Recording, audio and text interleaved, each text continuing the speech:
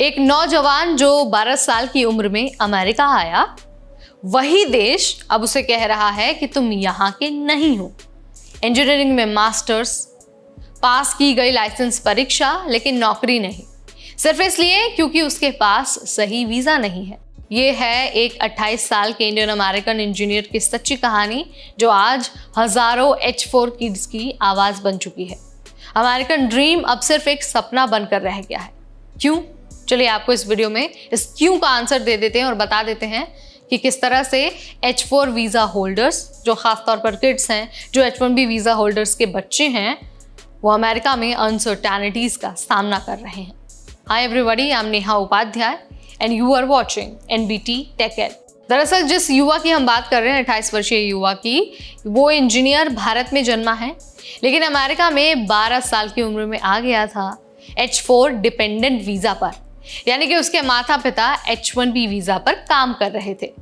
H4 visa पर बच्चे 21 साल तक डिपेंडेंट रहते हैं, लेकिन जैसे ही वो 21 साल के पूरे होते हैं, उनका जो लीगल स्टेटस है वो खत्म हो जाता है। यही हुआ है इस इंडियन इंजीनियर के साथ भी। पढ़ाई की, मेहनत की, सब कुछ वहीं से किया, लेकिन जैसे ही 21 साल का हुआ, उसे खुद के लिए नया वीजा ढूंढना पड़ा है। इस लड़के ने मैकेनिकल इंजीनियरिंग में बैचलर और मास्टर्स किया। फोकस था रोबोटिक्स और कंट्रोल सिस्टम्स। FE एग्जाम पास करके इंजीनियर इन ट्रेनिंग लाइसेंस भी हासिल किया, यानी टेक्निकली भी वो US में इंजीनियर की तरह काम कर सकता है, लेकिन फिर भी उसे नौकरी नहीं मिल रही है। क्यों? क्योंकि कंपनियां वीजा स्पॉन्सर करने से डरती हैं। कई बार इंटरव्यू पास किया, रेफरल भी मिला, लेकिन जैसे ही वीजा स्पॉन्सरशिप की बात आई, सारे दरवाजे बंद हो गए।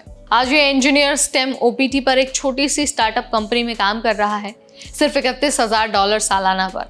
कंपनी H1B स्पॉन्सर नहीं कर सकती है।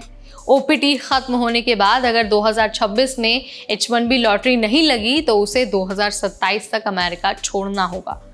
सपने टूटते जा रहे हैं और वो कहता है कि दोस्तों से मिलना तो दूर, डेटिंग तक अफोर्ड नहीं कर सकता। किराया बचाने के लिए माँ बाप के साथ रहना पड़ रहा है। हैरानी की बात तो ये है कि उसके माता पिता के पास ग्रीन कार्ड है, लेकिन मौजूदा अमेरिकी कानूनों के अनुसार वो अब अपने बेटे को स्पॉन्सर नहीं कर सकते हैं, क्योंकि वो 21 साल से बड़ा हो चुका है। यही कानून H4 ड्रीमर्स को सबसे ज्यादा नुकसान पहुंचाता है, जो अमेरिका में पले बढ़े हैं, लेकिन अब उन्हें विदेशी समझा जाता है। अब इस इंडियन ओरिजिन के इंजीनियर के पास 3 ऑप्शन हैं।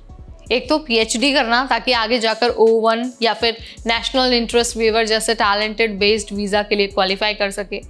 दूसरा है कनाडा इमिग्रेशन, यानी कि PR लेकर बाद में TN वीजा के जरिए फिर से अमेरिका में एंट्री की उम्मीद। इसके अलावा जो तीसरा ऑप्शन बच रहा है वो है भारत वापस लौटना।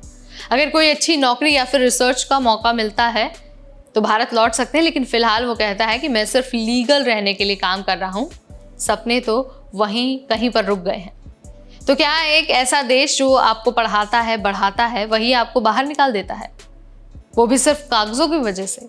हजारों H4 ड्रीमर्स आज इसी दर्द में जी रहे हैं। अगर आप भी इस सिस्टम से गुजर रहे हैं या फिर किसी ऐसे व्यक्ति को जानते हैं जिसकी सिमिलर सिचुएशन है, तो आप उनके साथ ये वीडियो ज़रूर शेयर कीजिए। उनकी कहानी भी हमें कमेंट के जरिए बताइए। इस वीडियो में फिलहाल इतना ही। अगली बार फिर आएंगे हम नई जानकारी, नया वीडियो, नया अपडेट लेकर। तब तक मुझे यानी नेहा को दीजिए इजाज़त। Keep watching NBT tech add.